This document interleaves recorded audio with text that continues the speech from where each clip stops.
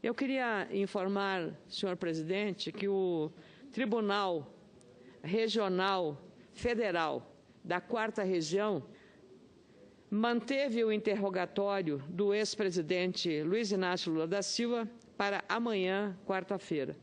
O magistrado rejeitou o pedido da defesa do líder petista. Os advogados da defesa pediram, por meio de um habeas corpus, a imediata concessão de liminar, suspendendo do processo criminal em que ele é réu por corrupção e lavagem de dinheiro, no caso do triplex. Ora, para quem disse que estava a qualquer hora à disposição da Justiça, soa surpreendente que a defesa tenha pedido para adiar esta audiência que estava marcado, mais precisamente, um interrogatório.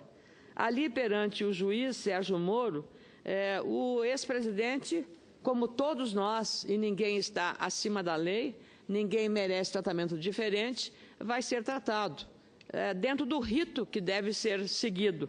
Rito, aliás, muito bem definido ontem pelo próprio magistrado Sérgio Moro, quando afirmou que o interrogatório do ex-presidente, a audiência não é um confronto,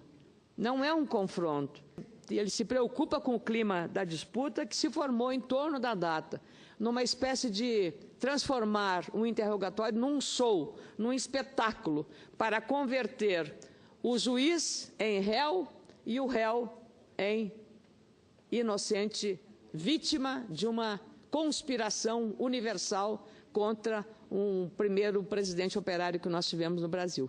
Então, eu queria dizer que o juiz fez muito bem de fazer uma mensagem não é uma manifestação política, é simplesmente dizer que o interrogatório tem que seguir o rito do que determina o Código de Processo Penal, os códigos, a lei brasileira.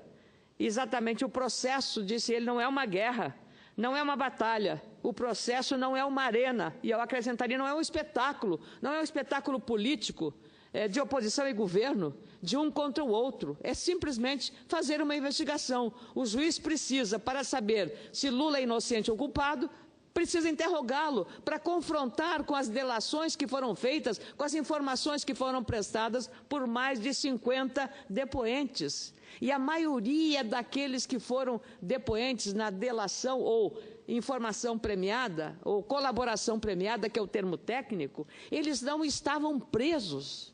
As pessoas esquecem disso. A maioria não estava presa.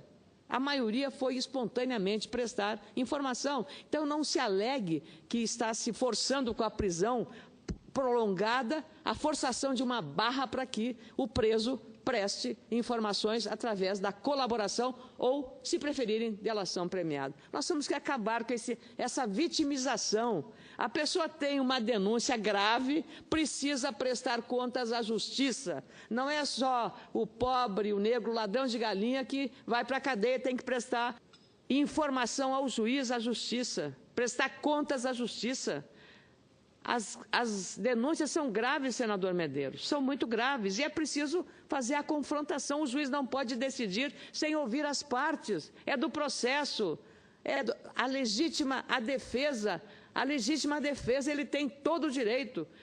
Coloque os seus advogados para defendê-lo e argumentar, e levar provas de que não deve. Quem não deve, não teme.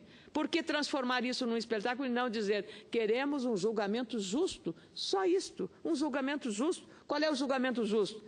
Defesa ampla e irrestrita para o ex-presidente. Só isto. E é isso que está sendo dado a ele na oportunidade de amanhã, quando ele for prestar o interrogatório ao juiz Sérgio Moro, que não pode ser ele desrespeitado porque o próprio ex-presidente, numa bravata inaceitável, ameaçou, se eleito, prender o juiz, prender os procuradores e amordaçar a imprensa, prender até jornalistas, se for preciso, porque simplesmente não estão agradando os poderosos. Eu lamento que o Brasil, em pleno regime democrático, venha a viver esse clima, uma espécie de tentativa de venezuelização do nosso país. Mas nós estamos muito longe, felizmente, com todo respeito à população da Venezuela, que está sofrendo nas mãos sob o jugo de um ditador que agora amordaça a imprensa, tomou conta do Poder Judiciário, que só fala para atender às demandas do governo e do presidente de plantão, o presidente Maduro. Então, nós não podemos imaginar que o Brasil possa seguir os passos da Venezuela.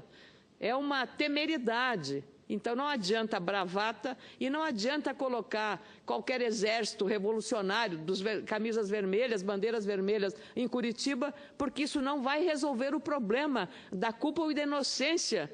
O tribunal não é um tribunal popular. O Brasil é uma democracia e não serão as manifestações que se pretendem fazer em Curitiba que vão alterar o curso desse julgamento. Ele não é um julgamento político. Ele é um julgamento jurídico, com denúncia, com acusação fundamentada, com provas cabais, materiais e testemunhais. O que mais querem? O que mais querem? Será que 50 depoentes que já demonstraram claramente e sobejamente provas concretas sobre esse envolvimento, todos mentiram? E só uma pessoa diz a verdade? Essa é a grande pergunta que tem que se fazer.